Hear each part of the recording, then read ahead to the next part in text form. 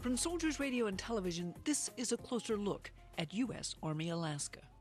I boiled down our mission into a bumper sticker, and my role as USARAC commander, as a matter of fact the entire USARAC staff, is to get our units and soldiers ready to go and get our families ready to stay. Why should we be more aware of what's available here? I'd answer that question in two respects. It's not just USARAC, it's Alaska. Where it sits strategically, abeam the polar ice caps now, which is bringing its own notoriety now with the melting of the polar ice caps and energy interests of our country, increase in commerce through the sea routes that are up there, certainly the environment. And from a security perspective, I mean, we sit literally at the top of the world, and when you fly from the United States to, let's say, Southwest Asia, for example, you don't go around the globe this way, you typically go over. In the future, there's going to be some keen competition for range space. Alaska has a lot of it.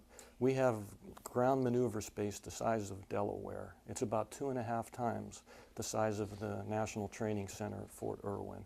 We have sea space the size of Virginia. We have airspace that's 5 times the size of Nellis Air Force Base. What would you describe, sir, as your primary challenges of life in the polar region? Well, it is Alaska. There are lots of challenges up here. It is the last frontier for a reason. There's very little infrastructure in terms of road and rail networks. We have some wonderful port facilities, seaport facilities. It has great airports in terms of Eielson Air Force Base, Elmendorf Air Force Base, the two big cities, Fairbanks and Anchorage.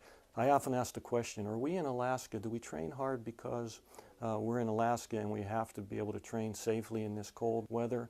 Or are we in Alaska because our Army needs cold weather trained soldiers and units to be able to deploy around the world? Sir, you have had and continue to have soldiers that deploy to the battle space. We do. We have our Stryker Brigade. It's the 1st of the 25th Infantry. We're getting ready to send our Airborne Brigade later this year also to Afghanistan.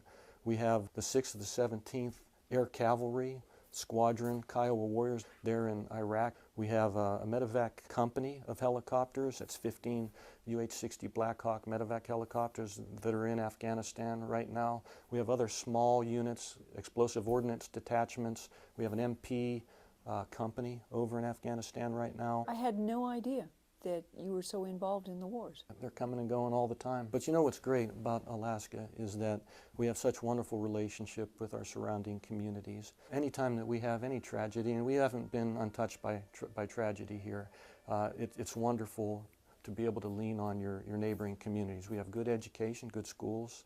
We have just wonderful cities that surround our big bases. What does USARAC bring to the table? What should we know about U.S. Army Alaska? Our vision in Alaska is to become a cornerstone of America's Army, where good, tough training coexists with Army values in order to forge ready units, strong families, and Arctic tough leaders.